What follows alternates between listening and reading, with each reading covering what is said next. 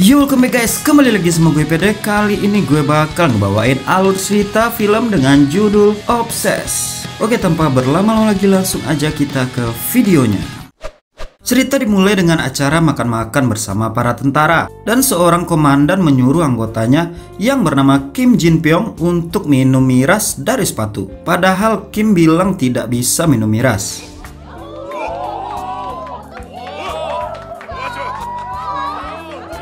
Lalu Kim pun muntah di luar ruangan. Kim pun ngudut sejenak. Di sebelahnya dua teman dari Kim membicarakannya. Temannya ini bilang mentang-mentang dia menantu dari komandan, Kim selalu dianak-emaskan. Kim pun mendengar pembicaraan mereka.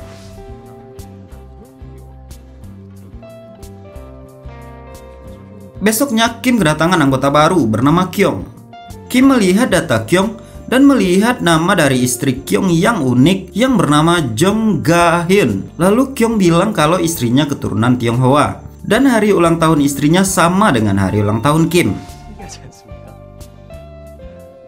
Malam harinya Kim pun makan di rumah dinasnya bersama istrinya. Pada saat makan, Kim melihat kalender yang diberi lingkaran merah oleh istrinya. Lalu istrinya menjawab itu adalah tanggal suburnya yang diberitahu oleh rumah sakit. Dan hari ini adalah salah satu tanggalnya. Dan kalian juga tahulah kelanjutannya.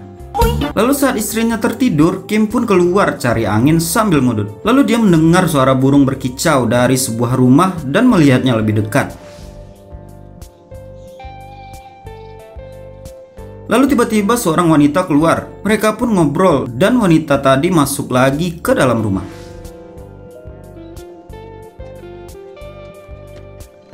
Pagi harinya Kim menemui dokter, dan dokter bilang Kim punya penyakit delirium. Delirium adalah penyakit gangguan serius pada kemampuan mental yang menyebabkan kebingungan dan kurangnya kesadaran akan lingkungan sekitar. Delirium dapat disebabkan oleh hal-hal di luar penyakit, contohnya termasuk keracunan atau kurang tidur. Dokter memberikan obat dan melarang Kim untuk minum minuman beralkohol. Kim akan melakukan pemotretan bersama istrinya dan ibu PKK lainnya. Lalu datanglah istri dari Kyung tadi yang bernama Ga Hyun dan Cheese.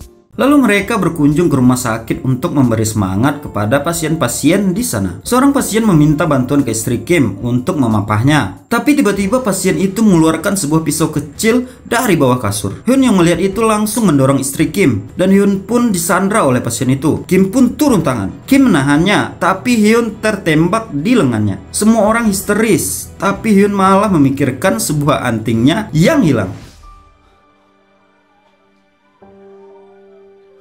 Setelah kejadian itu, para ibu-ibu PKK pun mengunjingkan Hyun. Kim datang ke sel tempat pasien tadi. Di sana dia bertemu dengan Kyung yang sedang mengajar pasien tadi. Kim bilang ke Kyung ingin menjenguk Hyun dan sekalian mau minta maaf.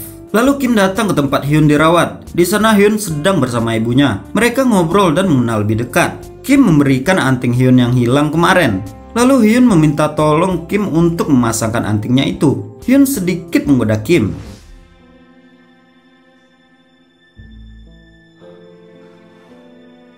Lalu Kim pergi ke kota untuk menyelamatkan teman lamanya yang ditangkap polisi. Temannya ini adalah mantan anak buahnya sewaktu menjadi tentara dulu. Dan mereka ngobrol bersama. Lalu temannya ini menawarkan miras kepada Kim. Besoknya sewaktu cukur jenggot, Kim pun terbayang-bayang kejadian dengan Hyun pas dia di rumah sakit. Lalu istrinya pun menegurnya.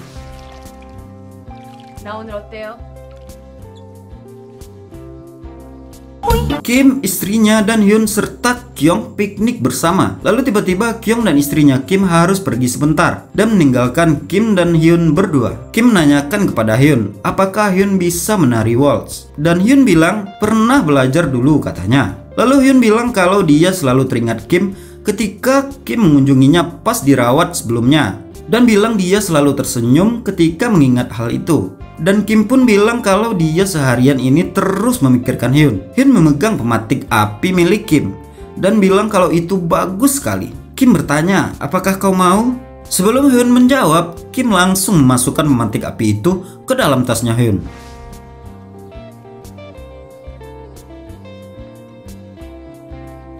Hari-hari berlalu dan mereka pun sering bertemu dan saling melirik. Kim pergi ke toko musik punya temannya yang diselamatkannya tadi bersama dengan Kyung. Nama temannya ini bernama Sangsa. Lalu datang seorang teman lamanya lagi yang bernama Hakso. Hyun memesan sebuah pakaian di toko baju.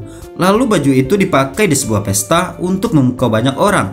Sampai salah satu ibu PKK pun kesal melihat Hyun. Seorang legend mengajak Hyun berdansa. Terlihat Kim kesal dan meminum miras. Lalu legend itu pun menyuruh Kim untuk mengganti musik dansa. Tapi Kim malah ingin bernyanyi supaya Hyun tidak jadi berdansa. Tapi malah Hyun yang mengajak legend itu berdansa. Melihat itu, Kim pun turun dari panggung dan pergi ke toilet.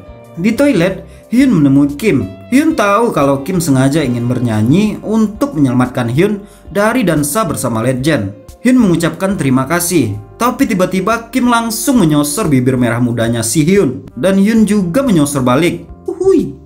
Kim belajar dansa dengan Sangsa.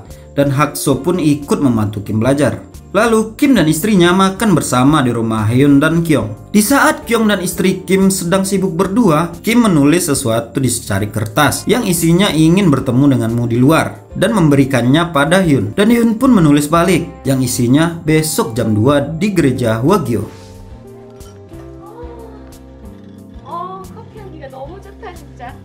Besoknya pun mereka bertemu. Hyun naik ke atas mobil Kim dan mereka pergi ke suatu tempat yang sepi. Dan mereka pun langsung wik-wik di dalam mobil. Selesai wik-wik, Hyun langsung diturunkan di tepi jalan. Setelah itu, Kyung pun pergi beberapa hari untuk tugas di luar kota. Tugas ini diberi oleh legend. Dan Kim pun mengirim Kyung untuk melaksanakan tugas ini. Dan Hyun pun tinggal sendirian di rumahnya. Malamnya Kim pun datang ke rumah Hyun. Hyun menyadari kalau Kim yang mengirim suaminya untuk pergi. Hyun bilang kalau ini salah. Lalu Hyun mengembalikan pematik api Kim yang kemarin. Dan Hyun menutup pintu. Kim yang galau datang ke tempat Sangsa dan curhat ke Sangsa. Sangsa memberi saran kalau hal seperti itu adalah salah. Emang. Kim datang lagi ke rumah Hyun. Kim bilang hari ini adalah hari ulang tahunnya dan memberikan makanan pada Hyun. Kim bilang lagi kalau dia menderita karena terus memikirkan Hyun. Lalu mereka pun makan bersama di dalam. Setelah makan, mereka pun lanjut ke kamar. Dan kalian juga tahulah kelanjutannya. Lalu Kim dan Hyun pergi ke tempat Sangsa. Terlihat Kim sedang memegang kamera Polaroid. Dan mereka pun berdansa di sana.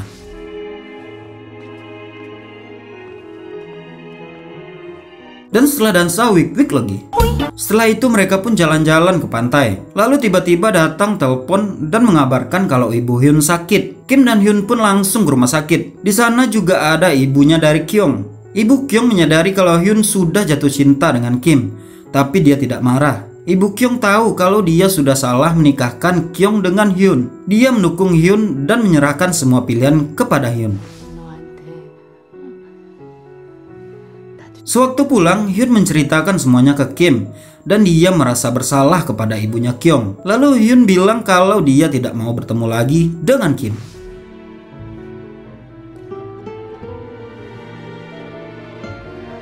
Kim pun gelisah lagi. Lalu Kim menemui Hakso. Dia minta tolong sesuatu pada Hakso. Lalu Hakso pun membuka sebuah kotak dari dalam kontainer. Tapi tiba-tiba ada polisi yang menciduknya.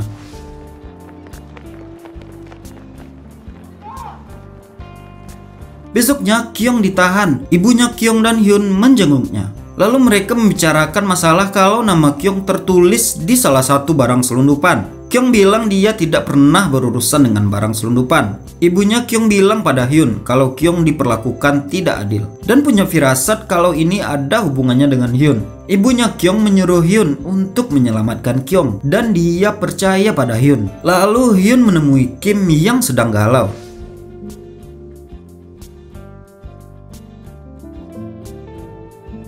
Kim pulang ke rumah dengan membawa sebuah kotak. Istrinya menyambutnya dan ternyata ada kejutan untuk Kim. Mereka semua pun makan bersama dan ada Hyun dan Kyung juga di sana. Lalu istrinya Kim mengumumkan kalau dia sudah hamil. Kim pun minum miras di acara itu.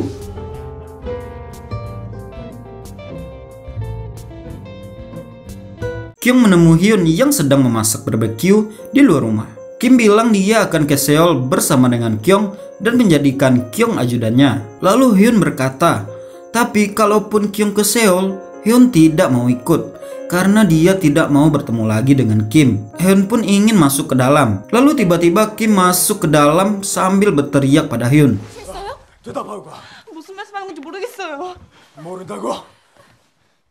Semua orang terdiam. Kyung datang melerai dan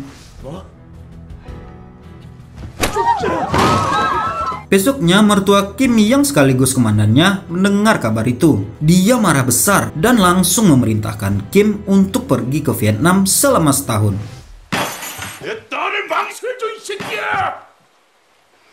Tapi sebelum dia pergi, dia datang lagi ke rumah Hyun dan meminta maaf padanya. Kim menanyakan pada Hyun, apakah kau pernah mencintaiku? Dan Hyun mengangguk. Lalu Kim menanyakan lagi, kalau sekarang apakah kau mencintaiku? Hyun menjawab. Lalu Kim mengatakan kalau dia sebenarnya tidak akan pergi ke Vietnam. Dia mau pergi ke sebuah daerah di tepi pantai. Dan Kim mengajak Hyun untuk pergi bersamanya. Tapi Hyun menolaknya. Hyun mau masuk, tapi Kim menahannya dan bilang kalau dia tidak bisa hidup tanpa Hyun.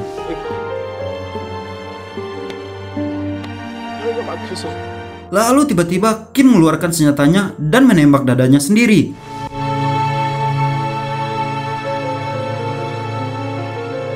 Dua tahun sudah berlalu. Hyun keluar dari sebuah bangunan. Lalu dua orang prajurit datang.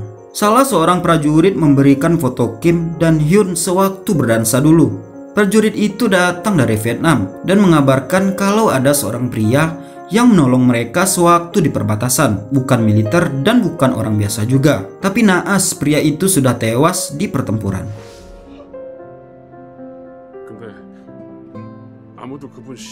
Ketika pria itu tewas, tidak ditemukan tanda pengenal atau barang apapun kecuali foto itu.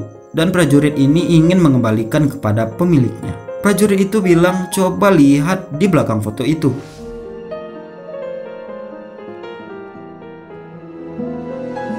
Prajurit itu memberikan satu foto lagi, yaitu foto Kim yang ada nama tato Hyun di tangannya. Dan di akhir film,